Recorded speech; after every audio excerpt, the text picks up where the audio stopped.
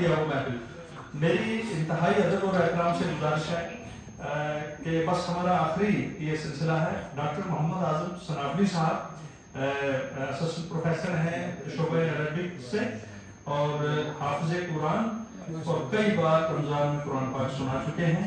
Doctor हैं, Arabic, अंग्रेजी, उर्दू, गोजरी, पहाड़ी, ये सारी ज़बानों पर बड़ी कमाल के दस्तकार रखते हैं और अबूर रखते हैं।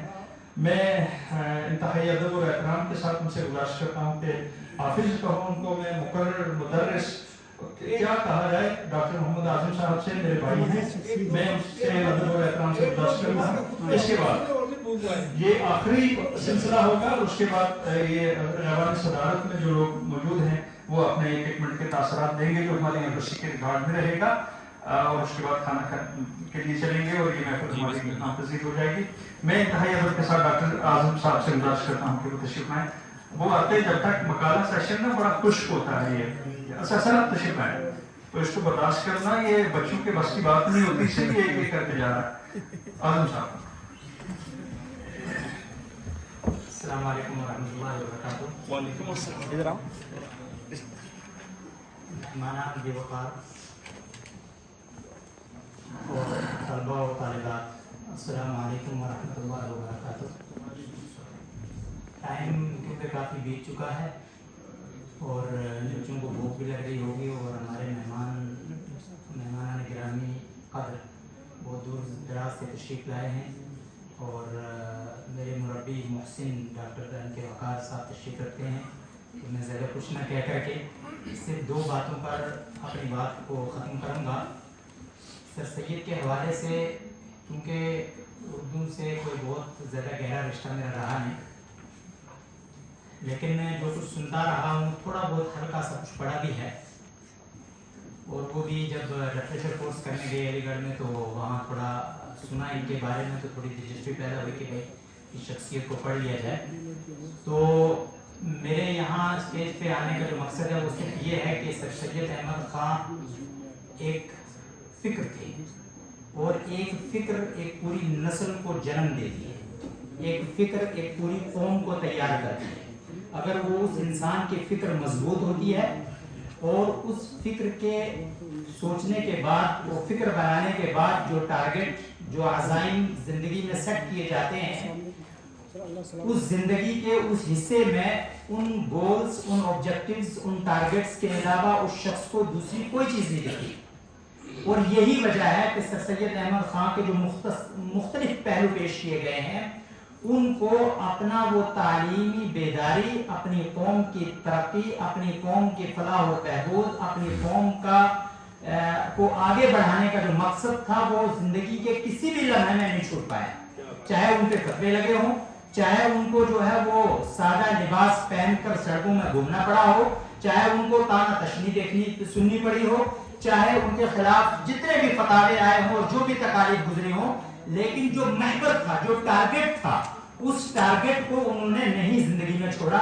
और हमारा भी यही मकसद होना चाहिए कि हम अपने टारगेट को जिंदगी में ना छोड़ें। जिस मकसद के लिए, जिस ऑब्जेक्टिव के लिए हम तैयार हुए हैं, हमने जिंदगी का सफर शुरू किया है, सब चीजें सानवी हैसियत रखते हों, प्राइमरी हैसियत जो है हमारा मकसद और हमारा टारगेट रखता हो, तब तो हम अपने मकसद तक पहुंच पाएंगे।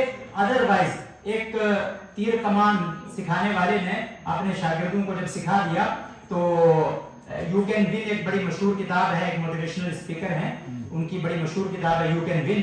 उसमें कई सारी चीजें हैं ऐसी जो काबिल जिक्र हैं। उनमें से एक ये है कि उसने जब उस्ताद ने अपने शागिर्दों को सिखा दिया तीरंदाजी करना, उसके बाद वो एक खुले मैदान के अंदर, खेत के अंदर उनको ले गया और एक चिड़िया नुमा बनाई एक पेड़ के ऊपर और कहा, अपनी बात को शुरू करने से पहले कहा कि हमने इस चिड़िए की आंख में निशाना लगाना है। ये एक ही बार कहा बस। उसके बाद सबसे सवाल करना शुरू किया, कहा मैं एक एक सवाल करूंगा और उसके बाद आपने तीरंदाजी करनी है। तो उनका सवाल ये था कि भाई आपको क्या दिख रहा है? किसी ने कहा कि दरख्त दिख रहा है, किसी ने कहा कि हमें کھیت کھلیان دکھ رہے ہیں, ہرے بھرے پودے دکھ رہے ہیں, کسی نے کہا جو کچھ, کسی نے کہا کچھ. صرف ایک بندہ ایسا تھا جس نے کہا کہ مجھے چڑیا کی آنکھ دکھ رہی ہے. کہا کہ آپ ہی میرے شاگرد ہو, لگاؤ نشانہ. کوئی بھی نشانہ نہیں لگا پایا. وہ جس کو خالی آنکھ دکھ رہی تھی, صرف اسی کا نشانہ جا کر کے آنکھ پر لگا. تو ان تمام چیزوں کا مقصد جو میں نے سمجھا ہے سر سید احمد خان کو تھوڑا سا معمولی سا پڑھنے کے بعد اور بڑے بڑے معزز حضرات کی تقریریں اور مقالے سننے کے بعد جو میں سمجھا ہوں وہ یہ ہے کہ اگر ہم ٹارگیٹ سے مس کر جائیں گے تو ایسی صورت میں ہماری زندگی پوری کی پوری جو ہے وہ فرا چلی جائے گی. قرآن کریم کے اندر پورا قرآن کریم عبارت جو ہے وہ بہت خوبصورت ہے, اس کا کوئی جواب نہیں بن پایا آج تک اور قیامت تک نہیں بن پائے گا. ان ابراہیم کان امہ, یہ جو امہ کا لفظ ہے یہ بڑا خوبصورت لفظ قرآن نے دے دیا ہے. یعنی امامن فی الخیر, یعنی he is the leading personality in all good deeds, in all good formalities in the world. جتنے بھی اچھے کام ہم کر رہے ہیں اس کے اندر ابراہیم کو امام بنا دیا. کیوں؟ Because of so many difficulties were there, he faced bravely and he defends them and pushed them back and spread all the orders given by Allah. جتنے بھی احکامات اللہ کی طرف سے دیے گئے تھے وہ انہوں نے ڈیلیور کیے اور ساری کی ساری مشکلات کو انہوں نے جو ہے وہ سائڈ کر دیا. تو میرے بچوں, کہنے کا خالص مقصد میرا یہ ہے, جس مقصد کے لیے آپ یہاں آئے ہیں وہ پیس آف پیپر جو بی اے کی ڈگری, ایم اے کی ڈگری, پی ایچ ڈی کی ڈگری, ایم فل کی ڈگری, وہ مت رکھیے, صلاحیت رکھیے, صلاحیت پیدا کیجیے. دنیا آپ کو سلام کرے گی. والسلام علیکم ورحمۃ اللہ وبرکاتہ.